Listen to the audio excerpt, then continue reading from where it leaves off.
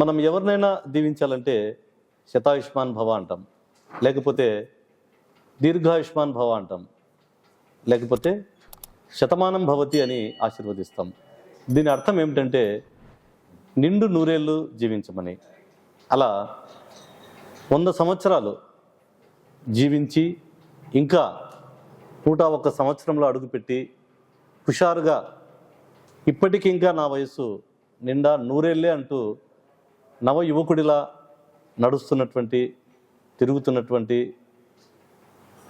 మన పెద్దలు చప్పిడి పెద్ద వెంకటరెడ్డి గారు. వీరు కడప జిల్లా ముద్దనూరు మండలం యామవరం గ్రామ వాస్తవ్యులు. వీరి వయస్సు ఇప్పుడు 101 సంవత్సరాలు. 1923వ సంవత్సరంలో వీరు జన్మించారు. మరి అప్పటి నుంచి ఇప్పటి వరకు వారు ఇంత ఆరోగ్యకరంగా, ఇంత హుషారుగా, ఇంత చలాకీగా ఉన్నారంటే అందుకు ఏదో ఒక ప్రత్యేకమైన కారణం లేకపోలేదు, ఉండే ఉంటుంది. ఆ కారణం ఏంటి, వాళ్ళు ఎందుకు ఇలా ఇంత ఉత్సాహంగా ఉన్నారు, ఇంత ఆరోగ్యంగా ఉన్నారు అనే విషయాలతో పాటు అప్పటి పరిస్థితులు ఎలా ఉండేవి, ఇప్పటి పరిస్థితులు ఎలా ఉన్నాయి, అప్పటి రాజకీయాలు ఎలా ఉండేవి, ఇప్పటి రాజకీయాలు ఎలా ఉన్నాయి, అప్పటి ఆహారం ఎలా ఉండేది, ఇప్పటి ఆహారం ఎలా ఉంది, అప్పటి కుటుంబ వ్యవస్థ ఎలా ఉండేది, ఇప్పటి కుటుంబ వ్యవస్థ ఎలా ఉంది, ఇలాంటి అనేక విషయాలను మనం వారితో మాట్లాడేందుకు ఈరోజు వారి స్వగృహానికి వచ్చాం. అందులో ఇంకొక ప్రత్యేకత ఏంటంటే ఈరోజు ప్రపంచ నాన్నల దినోత్సవం, వరల్డ్ ఫాదర్స్ డే. ఈ సందర్భంగా ఒక ఉత్తమమైన తండ్రిని మనం కలుసుకోబోతున్నాం మనం అనడం అనేది చాలా సంతోషకరమైన విషయం. ఈ సందర్భంగా వారిని పలకరించి వారితో మాట్లాడి అనేక విషయాలను మనం తెలుసుకుందాం. నమస్తే వెంకటరెడ్డి గారు. ఈరోజు తండ్రుల దినోత్సవం, నాన్నల దినోత్సవం. ఈ సందర్భంగా భారత జాతీయ కళా సాంస్కృతిక వారసత్వ పరిరక్షణ సంస్థ అంటే ఇంటాక్ అనేటువంటి ఒక సంస్థ తరఫున మీ ముందుకు వచ్చాం. మీతో మాట్లాడి అసలు మీరు ఇంత ఆరోగ్యంగా ఉన్నారంటే కారణం ఏమిటి, ఇలాంటి అనేక విషయాలు మీతో తెలుసుకోవాలనే ఆలోచనతో ఈరోజు మేము ముందుకు వచ్చాం.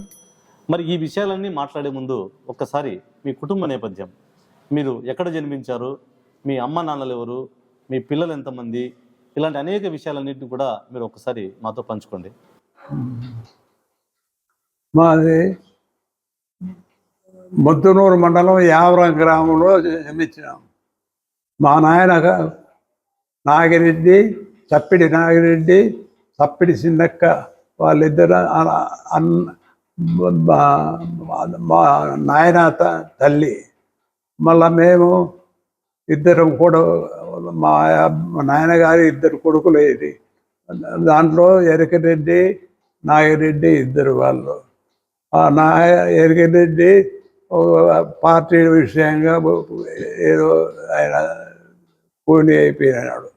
మళ్ళీ మా నాయన ఆ రెడ్డి పని చేస్తా అంటే ఆ రెడ్డి పని మా నాయన చేస్తే బాగానే చేస్తా అన్నాడు. మళ్ళీ కొన్నాళ్ళకు ఆ పార్టీలో మా నాయన పోతే ఇట్లా ఇడిపించుకురాను అట్లా అట్లా కోర్టులో చుట్టూ తిరుగుతుంటే నేను ఆ సంసారం బాధ్యత నేను తీసుకొని అన్నీ బాగానే చేసుకుంటా. నేను సుమారుగా 15 ఏళ్ళు 20 ఏళ్ళు అయినా ఉంటే సంసార బాధ్యత అంతా తీసుకొని రైల్వే కాంట్రాక్టర్లు ఈ పార్టీలకు దూరంగా ఉండి ఇవన్నీ బాగా చేసుకుంటూ వచ్చినాం. ఇప్పుడు మనము ప్రొద్దుటూరులో కొన్నాళ్ళు ఉన్నాము, వ్యాపారాలు చేసుకుంటా. మళ్ళా కడపలో చేరి సిపిఆర్ టవర్స్ అని బస్ స్టాండ్ దగ్గర పెద్ద మాడి పెద్దగా కట్టించి ఇంకా ఈ తర్వాత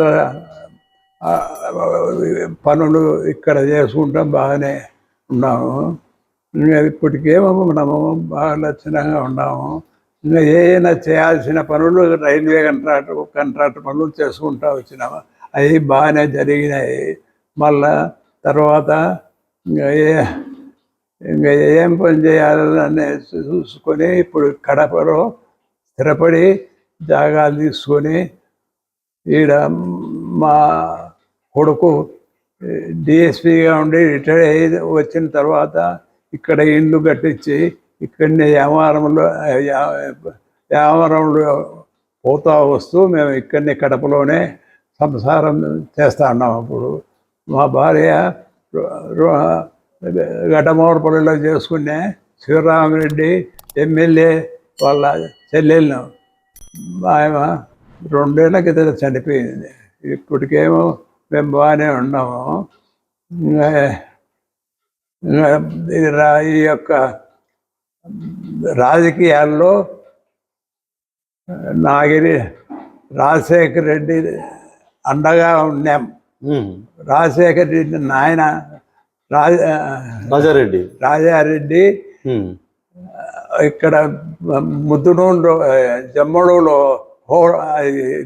వాళ్ళ హాస్పిటల్ ఉండే, అక్కడ ధర్మల హాస్పిటల్లో చేసుకుంటాండి. మళ్ళీ వాళ్ళు వచ్చి మళ్ళా పులివెందులో చేరి పులివెందులో రాజశేఖర రెడ్డి మొదటికి రాజకీయాల్లోకి వచ్చి ఆడ కొన్నాళ్ళకు ఈ యొక్క మిషన్ వాళ్ళు వాళ్ళతో సంసారం చేసి వాళ్ళతో వ్యతిరేకంగా ఈడ చేసి మళ్ళా ఎమ్మెల్యే అయినాడు. ఇంకా తర్వాత మేము మాకు కొండారెడ్డి అని ఒక చిన్న కొండారెడ్డి అని కాంట్రాక్టర్లు ఉన్నారు. వాళ్ళల్లో కొన్నాళ్ళు భాగంగా కలుసుకొని తిరుపతిలోను ఇక్కడ జమ్మూరులో ఏడు బిల్డింగ్ అదంతా చేసి బాగానే జరుపుకున్నాం. మళ్ళీ రాజకీయాల్లో పోతే ఏదో అంతా అప్పుడప్పుడు కుండరామేదిరికి బాబుల్ రెడ్డి ఉండే, ఆయనతో ఉంటే మేము బాబుల్ రెడ్డి సైడ్ పోయి అవన్నీ జరుగుకుంటున్నాం. బాగానే ఉన్నాం. చెప్పు. మీ తండ్రి గారు ఏం చేసేవారు? మీ నాన్నగారు ఏం చేసేవారు? మా నాయనగారు కంట్రాక్ట్ పనులు చేస్తాడు. అప్పట్లో వ్యవసాయం కూడా చేసేవాళ్ళ? కంట్రాక్ట్ పనులు చేస్తాడు. అన్నీ బాగా పని, మంచి తహసీల్దార్లు వీళ్ళంతా పరిచయాలు ఉన్నాయి. మా నాయన అట్లనే ఉండి మళ్ళా 75 ఏళ్ళప్పుడు చనిపోయినాడు. అప్పుడు ఉంటే ఇంకా మేము నలుగురం కొడుకులము అట్లనే జరుపుకుంటా వచ్చి మధ్యలో విడిపోయి మేము నలుగురము అందరినీ బాగా చదివించి బాగా చేసి తహసీల్దారులుగా పనిచేసినారు, ఇంజనీర్లుగా పనిచేసినారు. అందులో 2 చనిపోయినారు, 2 ఉన్నాము. వెంకటరామరెడ్డి ఆయన నేను 2 ఇప్పటికీ బాగా లక్షణంగా ఉన్నాము. వెంకటరామరెడ్డి ఆయన బెంగళూరులో పోయి చేరినాడు. ఆడ వాళ్ళ బంధువులంతా ఉన్నారు అక్కడ. బాగానే మేము ఇక్కడ చింతకుంటకు పాపని ఇచ్చినాం, రాములమ్మనని. ఆమె చింతకుంటలో రమేష్ రెడ్డి, మధురెడ్డి, మధు వీళ్ళకి 3 మా చెల్లెలకు పిల్లోళ్ళు. వాళ్ళు వచ్చి ఇప్పుడు వ్యాపారం కడపలో చేరినారు. వాళ్ళు బాగా వ్యాపారాలు చేసుకుంటా బాగా ఉన్నారు. మేము ఇటునే వ్యాపారాలు చేసుకుంటా.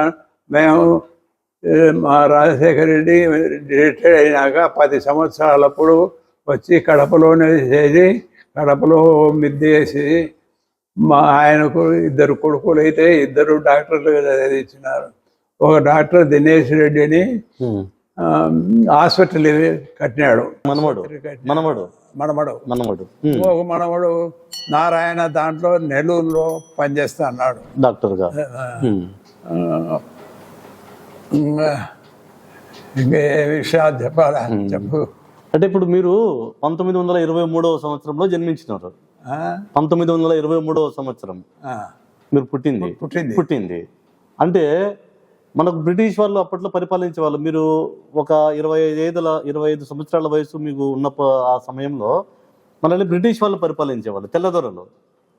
తెల్లదొరలు పరిపాలించేవారు. అంటే అప్పుడు బ్రిటిష్ పాలనే జరుగుతూ ఉందండి. మనకు అప్పటి కాలంలో స్వాతంత్రం రాలేదు. అప్పుడు క్రిస్టియన్లు అంతా ఉన్నారు మా ఊళ్ళో వ్యాపారంలో.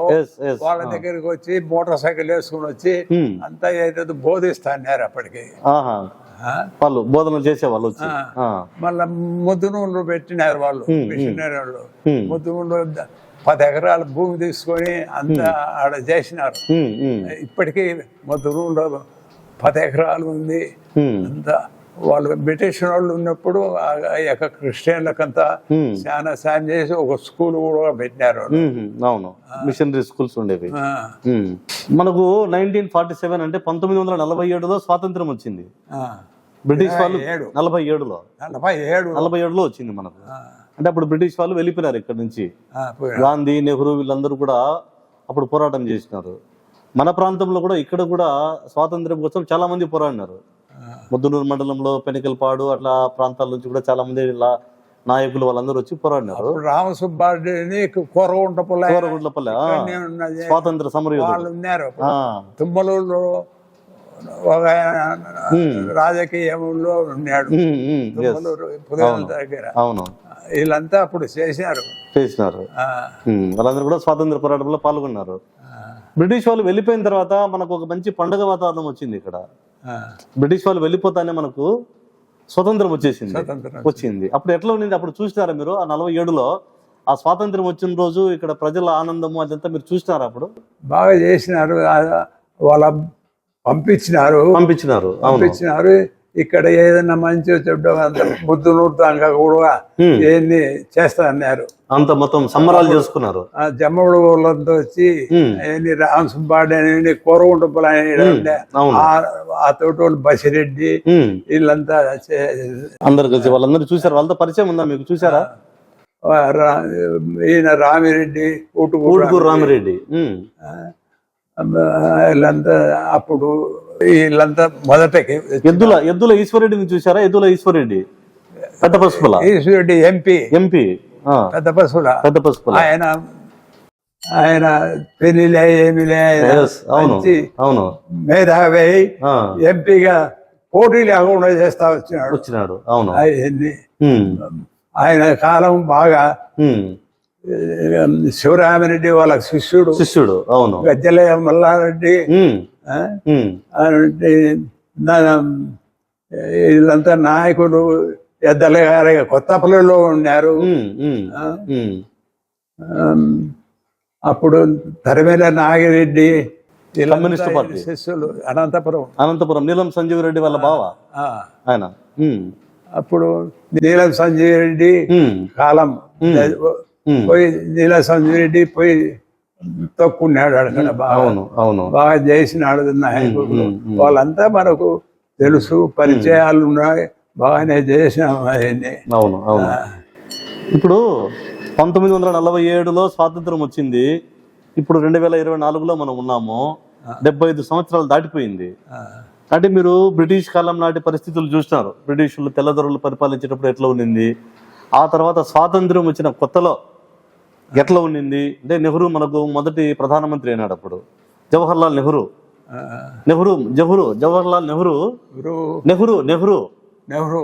మనకు మొదటి ప్రధానమంత్రి. నెహ్రూ కాలంలో నెహ్రూ పరిపాలన చూసినారు మీరు. ఆ తర్వాత మళ్ళీ లాల్ బహదూర్ శాస్త్రి, ఇందిరాగాంధీ వీళ్ళందరినీ చూసినారు. ఇందిరాగాంధీ వీళ్ళంతా వచ్చినారులే, మళ్ళీ వచ్చినారు వాళ్ళందరూ. అట్లా ఇన్ని తరాలు చూస్తా వచ్చినారు మీరు పాలన, మొదటి నుంచి స్వాతంత్రం నుంచి ఇప్పటి వరకు.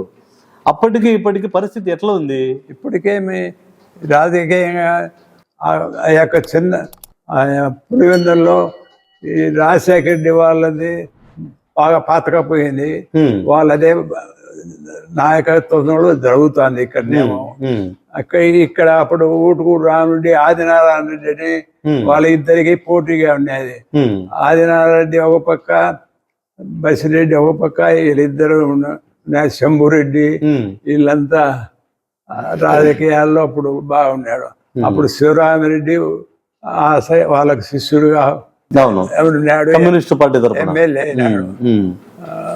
అప్పుడు ఈ ఎద్దుల ఈశ్వరెడ్డి ఎంపీ పోటీ లేకుండా 2-3 సార్లు అయినాడు. ఎవరు పోటీ కూడా పెట్టకుండా ఆయన మంచితనాన్ని యోజించి బాగా చేసినారు. అంటే ఇప్పుడు అప్పుడు రాజకీయం చూసినారు మీరు, అప్పుడు రాజకీయ నాయకులను చూసినారు, ఇప్పుడు రాజకీయ నాయకుల్ని చూస్తా ఉన్నారు. తేడా ఏమైనా ఉందా అప్పుడు రాజకీయ నాయకులకి ఇప్పుడు రాజకీయ నాయకులకి తేడా ఏమైనా ఉందా? తేడా ఉంటుంది. అదే ఏం తేడా, ఏం మీరు గమనించిన తేడా ఈ ఏంటి? కాలంలో మనుషులను చూస్తే మంచోళ్ళని చూస్తే ఏమి ఉండదు. ఇప్పుడు మంచో చెడ్డు రాజకీయాలను చూసుకొని ఈ ప్రజల యొక్క నాయకుని బట్టి పోతుంటారు. ఇప్పుడు జగన్ ఉండేదానికి ఇప్పుడు చంద్రబాబు గారు ఉండేదానికి భేదాలు ఉన్నాయి. ఎన్ని భేదాలు ఉన్నాయి ఇప్పటికే.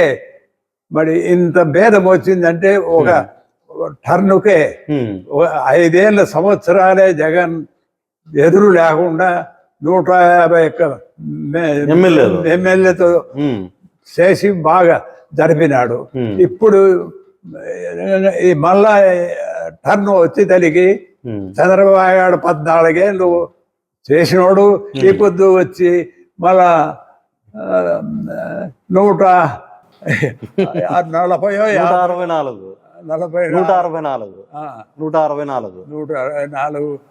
సీట్లు ఈయనకి ఇచ్చిన వచ్చింది. మరి ఎట్టొచ్చింది దేవుడు అది ఎట్ట ఇచ్చినాడో మనకి ఎవరికి తేడా లేకుండా వచ్చింది, ఎవరికి తెలియకుండా వచ్చింది. లేకపోతే వస్తాడని ఎవరు అనుకోనలే. జగన్ మరి అని రాత ఎట్లుందో తగ్గిపోయింది. మళ్ళా వస్తుంది రాకుండానే పోదు. చంద్రబాబు గారికి ఆయనకి చాలా భేదం ఉంది. Right, okay. అంటే ఇప్పుడు ఒకప్పుడు డబ్బులు పంచేవాళ్ళు కాదు కదా, ఓట్లకు డబ్బులు ఇచ్చేవాళ్ళు కాదు. ఓట్లకు ఇప్పుడు డబ్బులు 2000 రూపాయలు డబ్బులు ఇస్తాను అందరూ ఇస్తాన్నారు. ఎందుకు ఇట్లా తయారైపోయింది అంటారు? పరిస్థితి ఎందుకు, ఎక్కడ లోపం ఎక్కడుంది, ఎవరిది లోపము? ప్రజలు అట్లా అయిపోయినారు, ప్రజలదే లోపము. లేకపోతే డబ్బు తీసుకున్నైనా మేము ఏదో మనిషిని చూసి వేస్తామనేది లేదు. ఆ యొక్క తారతమ్యమంతా తగ్గిపోయింది. ఓటు వేస్తే 2000 ఇవ్వాలి. అయితే యోగ్యుడైతే తీసుకోడు. ఈ సన్నా సప్పుకోళ్ళంతా అదే పాత మరిగినారు. మన అప్పుడు ముందు జమడుకు చేసినాడు సుధాకర్ రెడ్డి, ఆదినారెడ్డి పోటీ పడా. ఆదినారెడ్డి చెప్పని విధంగా ఎలక్షన్ లో గెలిచిపోయి 10-15 ఓట్ల మెజార్టీతో. నేను ఈడ ఉన్నా. అయితే ఓట్లు వేయాలంటే ఈ ఎడలకు పోయి మనం ఎందుకు అంత అవస్థపడింది. మా ఊళ్ళో లక్ష్మీరెడ్డి అని ఉన్నాడు మా వాడు పోటీ ఆదినారెడ్డి పక్క చేసి బాగా మెజార్టీతో గెలిచినాడు. చింతకుంట అదే ప్రజల్లో మార్పు రావాలంటారు. ప్రజలే మారాలా, ప్రజల్లో రావాలి. ప్రజలు మార్పు వచ్చి మంచివాన్ని ఎన్నుకుంటే బాగుంటుంది. సంతోషం, కరెక్ట్ మీరు చెప్పింది. మరి మీరు ఇంత బాగా మాట్లాడుతూ ఉన్నారు, హుషారుగా ఉన్నారు, ఎవరి సపోర్ట్ లేకుండా నడుచుకుంటూ వచ్చినారు. మీ మాట బాగా స్పష్టంగా ఉంది, మీ చూపు బాగా కనిపిస్తా ఉంది, నేను చెప్పేది బాగా వింటా ఉన్నారు, ఇంత ఆరోగ్యంగా ఉన్నారు. అసలు ఏం తినేవాళ్ళు అప్పట్లో మీరు? ఏం మామూలుగా వ్యాపారంలో ఉన్నప్పుడు ఒక పూట ఏమో సంగటి తినేదే. బాగా మా భార్య బాగా చేసి పెడతాది. బాగా సంగటి తింటే ఆరోగ్యంగా పాలు ఇస్తారు, అన్ని బాగా సౌరోత్సంగా ఉండేది. ఇక్కడికి వచ్చినా కూడా ఇంట్లో సంబంధం లేకపోయినా పక్కన పోయి తీసుకొస్తున్నారు సంగటి.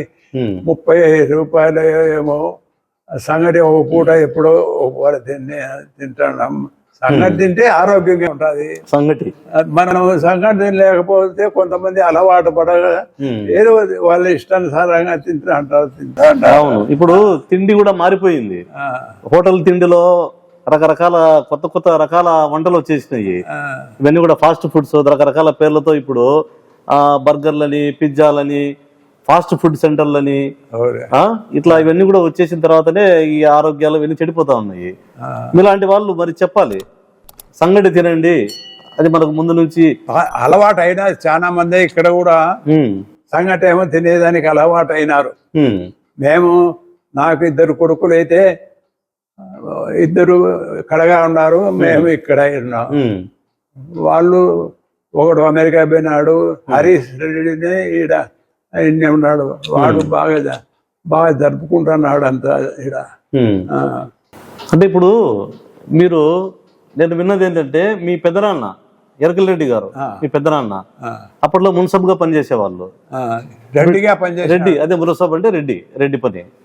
ఆ రెడ్డి పని చేసేటప్పుడు బాగా మంచి పరిపాలన చేసినందుకు బ్రిటిష్ వాళ్ళు ఒక మంచి బహుమానం ఇచ్చినారు అని విన్నా.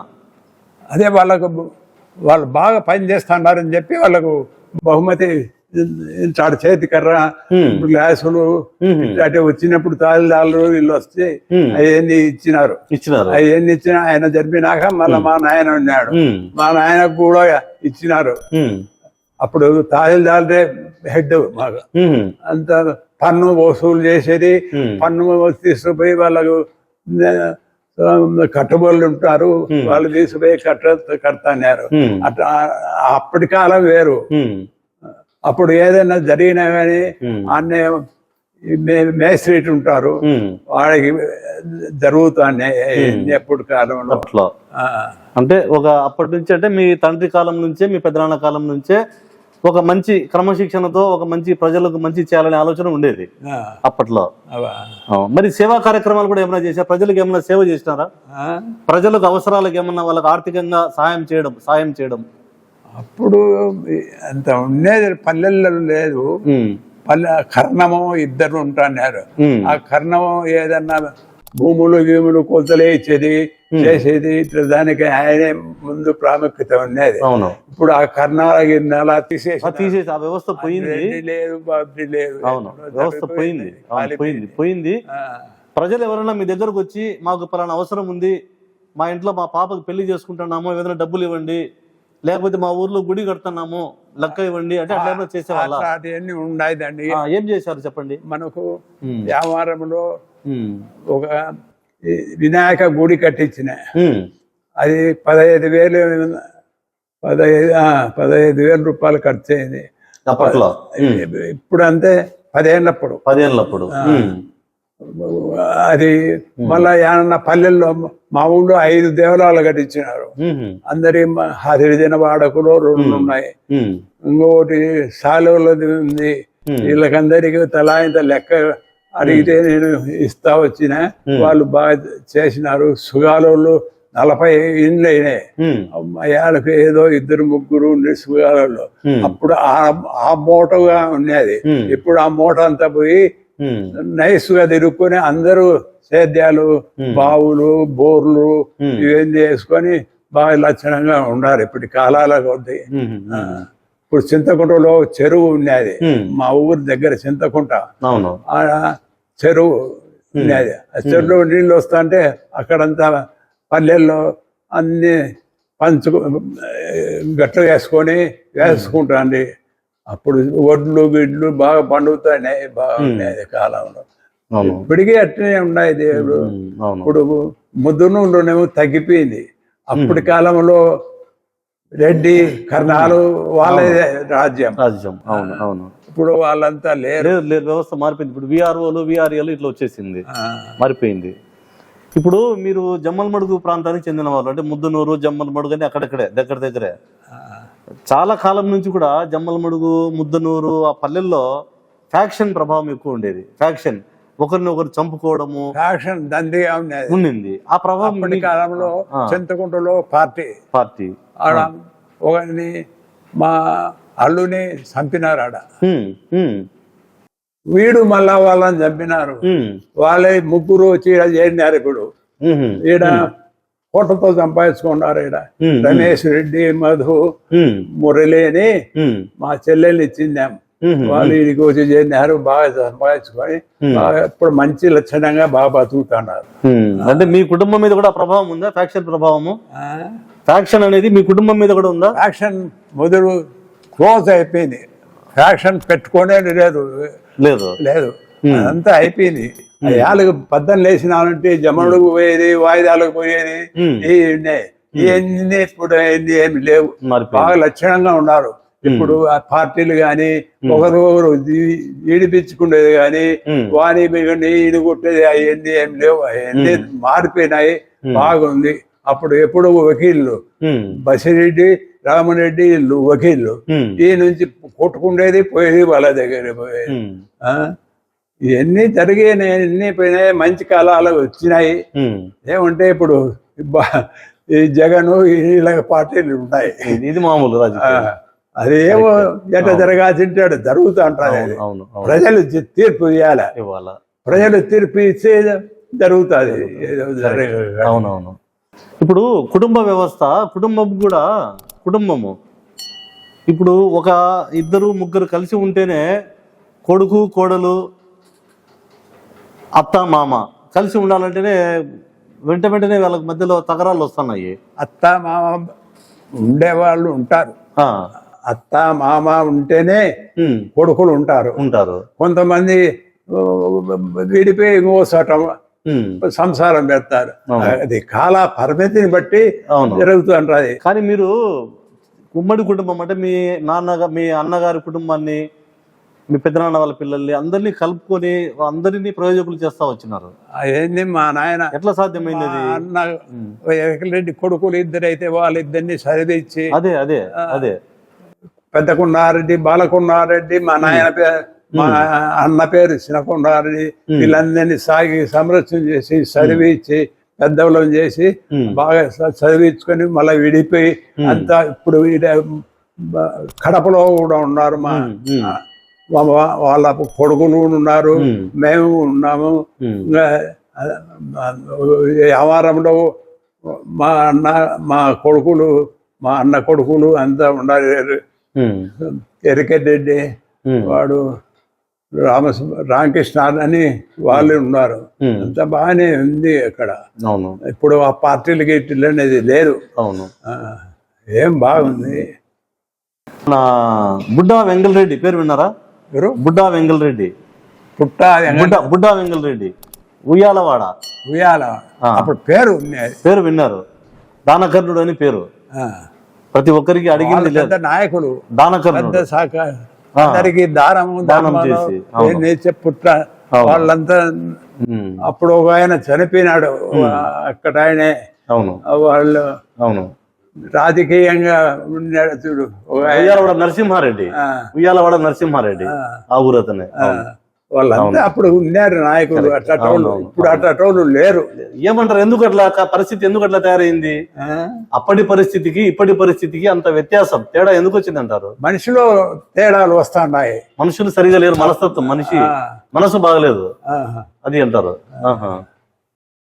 ఏం చేయాలి మరి ఇప్పుడు? ఈ సొసైటీ, ఈ సమాజంలో మనుషుల మధ్య అందరూ కలిసి ఐక్యంగా ఉండాలా? ఇలాంటి పొరపచ్చాలు తేడాలు ఉండకుండా ఉండాలంటే ఎట్లా సాధ్యమవుతుంది అంటారు? ఏం చేయాలి? దేవుడు చేయాలంటారా? అప్పట్లో బాగుండింది కదా మీ కాలంలో. ఇప్పుడు కూడా పల్లెల్లో అంత బాగానే ఉండారు. అప్పుడు పార్టీలు పెట్టుకుంటాను, తగ్గిపోయింది. పార్టీలన్నీ తగ్గిపోయినాయి. డెవలప్మెంట్ వాళ్ళంతా రాజకీయ బాగా బోర్డు వేసి చెట్లు, నిమ్మకాయలు అన్ని సహకరించుకొని బాగా వచ్చినాయి. కూడా అయాలకు శనిక్కాయలన్నీ ముందుగా పట్టించండి. ఇప్పుడు అవన్నీ కూడా తగ్గించినారు. ప్రజలే వ్యవసాయం కూడా తగ్గించినారు. అది కాలాలు మారిపోయినాయి. అయ్యేది దాంట్లో మీద ఇట్లా నిమ్మకాయలు ఇట్లా పెట్టుకుంటారు. బోర్లు వేసుకొని బాగానే చేస్తారు. అవును, కరెక్ట్, నిజమే. మరి మీరు ఇన్ని సంవత్సరాలుగా 101 సంవత్సరాలుగా ఇప్పటికీ ఆరోగ్యంగా ఉన్నారు. ఇంకా మీరు ఇంకొక 100 సంవత్సరాలు ఇట్లే ఉండాలని మేము దేవుడు ఉన్నాము. దేవుడు వరమిస్తే ఉంటాం. ఇప్పుడు నేనేమో బాగానే మళ్ళా కొంచెం వచ్చినాయి, మళ్ళా తిరుక్కునే, మళ్ళా బాగానే ఉంది. ఏదో వ్యవసాయం మన వాళ్ళు ఉన్నారు డాక్టర్లు, మంచి మంచి మాత్రలు ఇస్తాడు. అవన్నీ తింటాడా కొడుకు, అవన్నీ తీసుకొచ్చి నాకు. ఓకే, మీరు ఇట్లే ఉండాలి, ఇంకా ఆరోగ్యంగా ఇట్లే ఉండాలి. మీరు దేవుడు ఉంటారు కూడా. దేవుడు 100 సంవత్సరాలు ఇచ్చాడు, ఇంకో 100 సంవత్సరాలుగా మీకు ఇవ్వాలని, మీరు ఇట్లే ఆరోగ్యంగా ఉండాలని మిమ్మల్ని మా ఇంటాక్ అంటే మా సంస్థ, అది భారత జాతీయ కళా సాంస్కృతిక వారసత్వ పరిరక్షణ సంస్థ, ఈ సంస్థ తరపున ఈరోజు మిమ్మల్ని కలిసినాం. మేము చాలా సంతోషంగా ఉంది. మీ యొక్క ఆరోగ్య రహస్యాన్ని, ఆనాటి పరిస్థితులు, రాజకీయ పరిస్థితులు, అక్కడ ఉన్నటువంటి ప్రత్యేకమైనటువంటి ఆ వ్యవసాయం కానీ, ఆహారం కానీ, ప్రజల పరిస్థితులు, ఇవన్నీ కూడా బాగా మీరు చక్కగా మాకు తెలియపరిచినారు. మీరు ఈరోజు ఈ నాన్నల దినోత్సవం సందర్భంగా మీకు మరొక్కసారి తండ్రుల దినోత్సవ శుభాకాంక్షలు తెలుపుతూ ఒక మంచి ఉన్నతమైన కుటుంబాన్ని, పిల్లల్ని మీరు వాళ్ళను ప్రయోజకులను చేసి సమాజంలో ఒక మంచి నాన్నగా మీరు గుర్తింపు పొందినందుకు మీకు మరొక్కసారి శుభాకాంక్షలు తెలియజేస్తూ మీరు నిండు నూరేళ్ళు ఇలాగే ఇంకొక నూరేళ్ళు ఉండాలని కోరుతూ సెలవు తీసుకుంటాం. ఇదండి ఇంతవరకు మనం మన చప్పిడి పెద్ద వెంకటరెడ్డి గారితో మాట్లాడి వారి నుంచి తెలుసుకున్న విషయాలు, వారి ఆరోగ్యం గురించి చెప్పారు. వారి ఆరోగ్యం ఇంత ఆరోగ్యంగా ఉన్నారంటే కారణం ఆ రోజు వాళ్ళు తిన్న రాగి సంగటే కారణం అన్నారు. ఇప్పటికీ రాగి సంగటే తింటున్నాను అన్నారు, అందుకే నేను ఇలా ఉన్నాను అంటున్నారు. ఇలా అనేక విషయాలు వారి ద్వారా మనం తెలుసుకున్నాము. ఇంత 101 సంవత్సరాల వయసులో కూడా మన కోసం ఒక ప్రత్యేకంగా వారు సమయాన్ని వెచ్చించి ఎంతో ఓపికగా మనం అడిగిన ప్రతి ప్రశ్నకు వారు సమాధానం చెప్పినందుకు వారికి మరొక్కసారి మనం మన భారత జాతీయ కళా సాంస్కృతిక వారసత్వ పరిరక్షణ సంస్థ ఇంటాక్ తరపున ప్రత్యేకమైనటువంటి ధన్యవాదాలు తెలియజేస్తూ ఈనాటి ఈ పరిచయ కార్యక్రమాన్ని ముగిస్తున్నాం.